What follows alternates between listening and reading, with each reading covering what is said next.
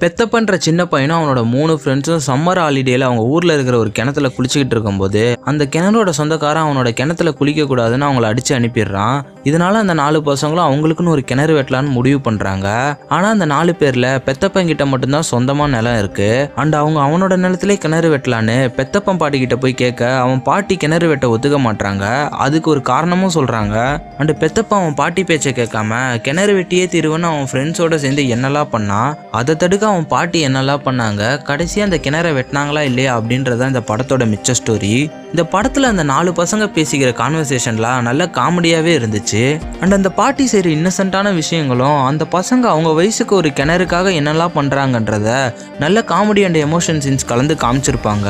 And உங்களுக்கு கடைசி விவசாயி, குரங்கு பெடல் இந்த மாதிரியான படங்கள்லாம் பிடிக்கும்னா இந்த படத்தை மிஸ் பண்ணாம பாருங்க.